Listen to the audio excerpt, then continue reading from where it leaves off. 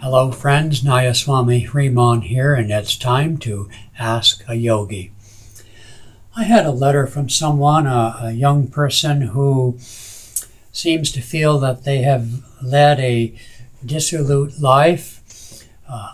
The term the young man used was an unholy life, and he asks, well, gee, I look at people, I'm guessing he was in his 30s, maybe 40s. He looks at people in their 20s already on the spiritual path, and he looks with them with maybe a bit of envy or something.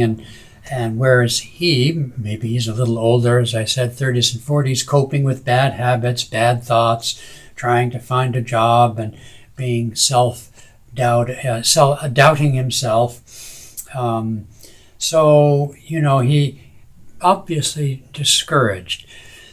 The way I'd like to pick this up has to do with my experience in having the opportunity to share the teachings of Sanatana Dharma, of Paramahansa Yogananda, Vedanta, etc., with students. And I find that when students come and they are later in life, midlife, but even later, they often express a lot of regret for having what they might say wasted their lives in the way they lived until such time as they awakened spiritually. That's pretty common. In my response to this young man, I don't know how young he was, but in response to this letter, I recounted the story that Paramahansa Yogananda met an elderly woman here in Seattle, where I live, who was in her 80s, and she had been an atheist all her life. And I don't know how she met Yogananda or by what means she was attracted to meet him or go to a lecture or something, but she did, and it changed her life. Yogananda said that from that point forward, every day she prayed and meditated, listened to his chants, which I guess were recorded on a record album or something. And he said she found freedom in her life. I don't know how many years she lived.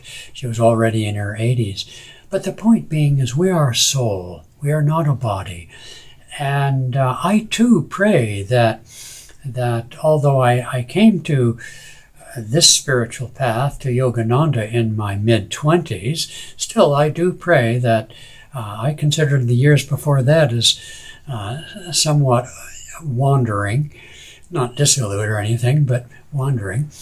And so I myself pray that if I have to return, then I pray that I find my guru as soon as possible and enter upon the spiritual path and make the most of that life and that life's opportunities.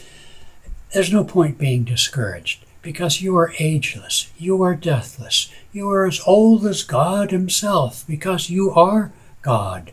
You are a manifestation of the divine. You simply haven't become fully aware of that fact. And to do that, we have to shed all other identifications and self-definitions and reach up one hand to God, and God will give to us two hands to lift us, cooperate with the grace that is waiting for us. In God, time is timeless. Time is eternal. It doesn't matter. Be with God now, and the rest is just details. Within us is that timeless eternity, that infinity of soul joy, of the divine presence. We need not go hither or thither. Lo here, lo there, Jesus said, for the kingdom of heaven is within you.